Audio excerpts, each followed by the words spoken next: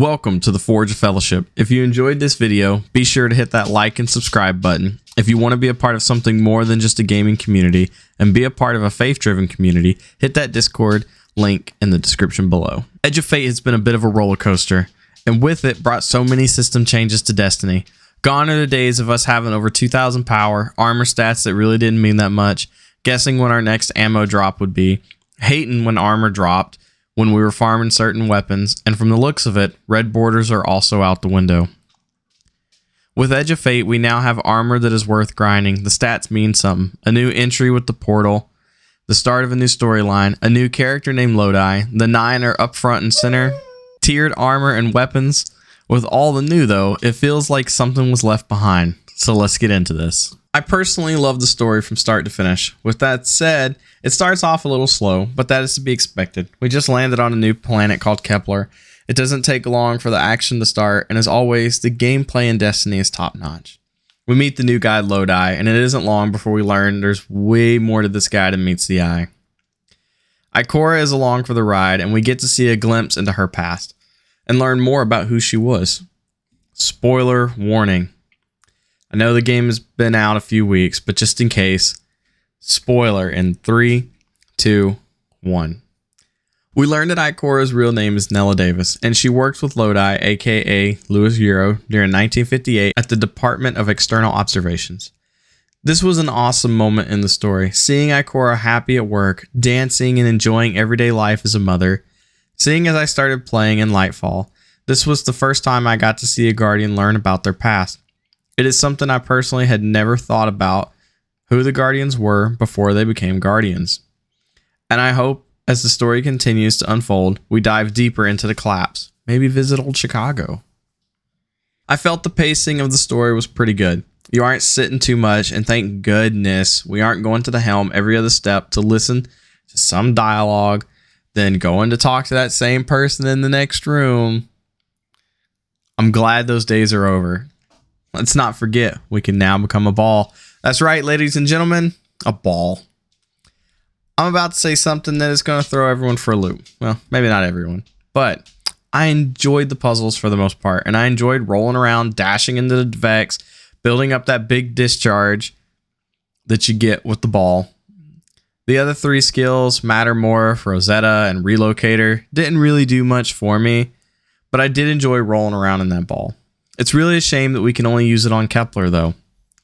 But I think this can still work if they give us a reason to keep coming back to Kepler. I hope that moving forward, destinations become more than just a one-stop shop for a story beat, then we move on and forget they existed. Alright, enough. We're getting sidetracked. Back to the story.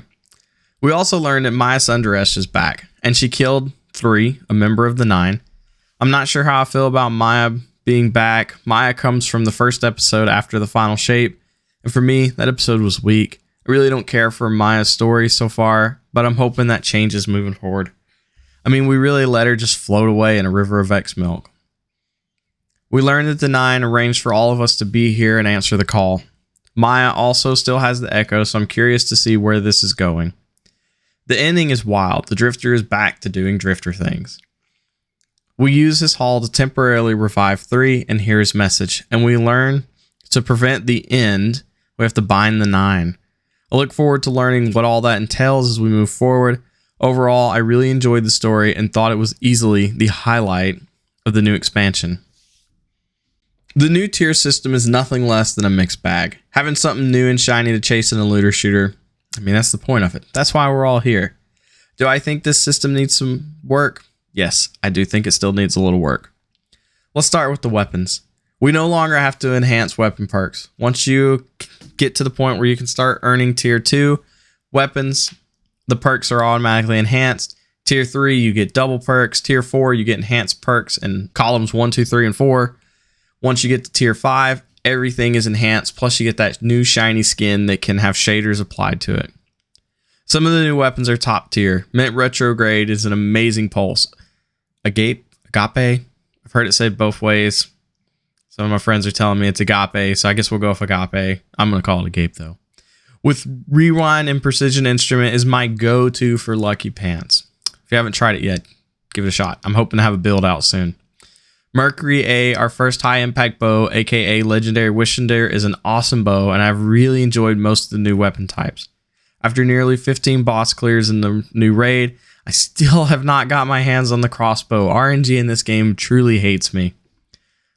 But I digress. Destiny continues to deliver when it comes to weapons. Finally, we have a reason to chase armor. The new stat system has been a nice change. I'm still getting used to it, and I think it still needs some work, but I think this is a good starting point. You can now create builds that were maybe okay in the past, but with this new stat system, you can push them to that next level. Take a look at Strand Titan. Whoever thought, I'm going to butcher this, Fletching Storm? I think it's Fletcher. I could be saying that completely wrong. Anyway, whoever thought the Fletcher Storm would nuke as hard as it is right now? Want to have a golden gun hit like a truck? Jack that super stat up. Want to throw nades repeatedly as a warlock? You can now, and it's easier than ever. With that said, the system definitely still needs some work. If you don't have a decent weapon stat, ammo generation is a bit rough. If you are fighting a boss, there really isn't any reason to have anything other than super and the weapon stat jacked up. So it can feel a bit limiting in some ways, but in others, I think it opens up more doors. And over time, as they flesh it out, I think this system can really become something. Boy, has this been a topic. From the looks of it, many people who completed the raid to top 100 were cheaters. Like, I get it. This contest was insane, and I do hope they will tone it down some. Very little. I don't think loadout swaps should be required to beat a boss. That is just a little too much. I have run the raid a few times now, and I love that almost every encounter requires someone on your team to be doing something.